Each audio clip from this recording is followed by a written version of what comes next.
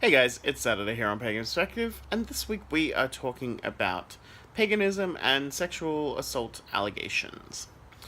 So, the long spiel of a question inquiry I will post in the video description section.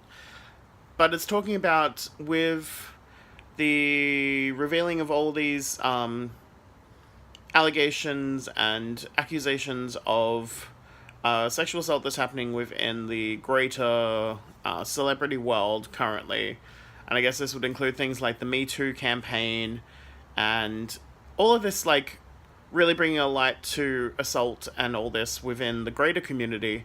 How is this affecting our community and what's happening here, and whether there is an effect already happening, and how do we handle that, and how is it being engaged, and really what's in place do we need to have these conversations, and how do we go about this. So the person who posted the question also sent a link to a blog post that was put up about this, and I believe it was titled "Pagan Community Has a Creepy Guy Problem," something like along those sort of lines. And I think there is definitely a lot of issues within this community, and this, especially in like spiritual work, and about power and dynamics, and really about creepy sexual energy and all that sort of stuff that does happen. And it does require a lot of guidelines, standards, open conversation, expectations, reporting, all of this sort of thing that happens. And as someone that has helped organize events and run events, it's really about focusing on making sure that everyone that attends the events we're running is safe, is feels welcomed, and doesn't engage in any creepy actions or any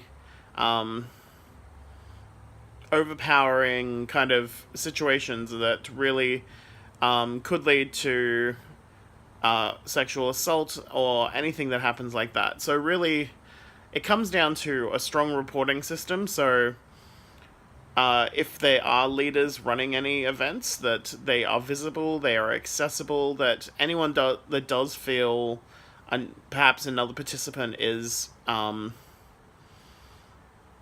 creeping them out or something like this. Firstly, it's sitting down and listening to them, and what I would say is writing everything out that's happened so that there is an account of what's gone on. Next, I would say don't take that person to go then have a conversation with that other person.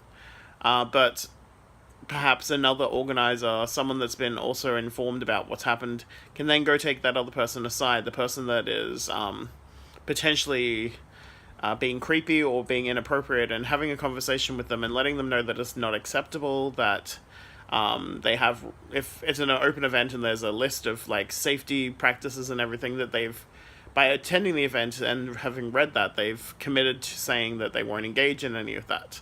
And that's when it comes down to pretty much a zero tolerance. So either from there you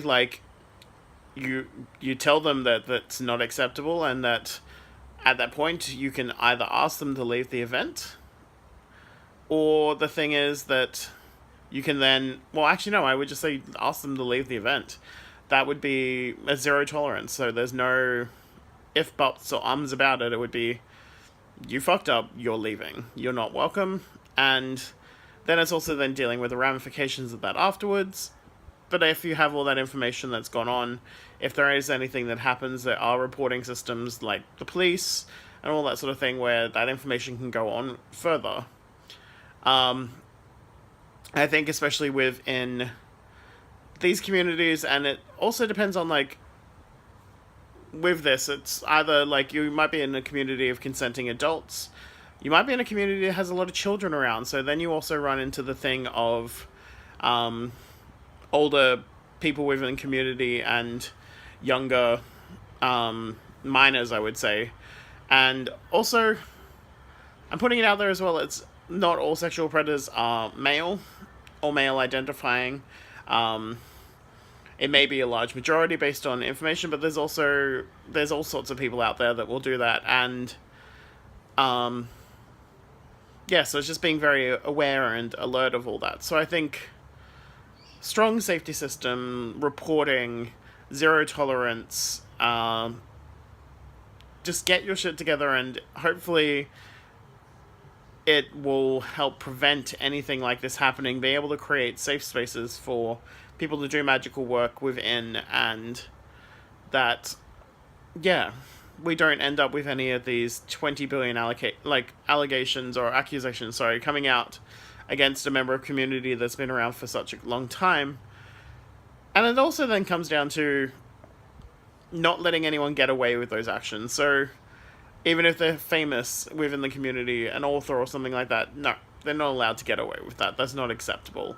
And if you are someone that has been affected by it, speak out. Go speak to other people in community. Really, if people are hosting events that you're attending and something happens, you should be able to go speak to them about that. And if they do not follow it up, contact the authorities would be my suggestion. And take it to a higher matter, because it's not acceptable at any point or any time anywhere. And that's how we're going to stop it, is really holding those people that are doing it accountable and letting them know that they can't get away with it, and we won't accept it, and it's not acceptable behavior. I think that's it. All I have for this topic, really.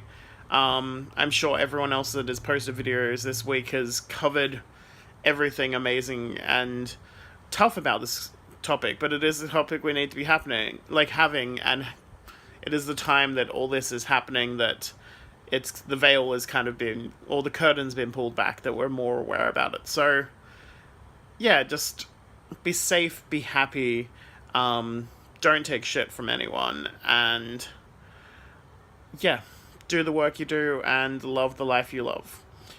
So for now, much love and blessings, and I will see you all soon. Mwah.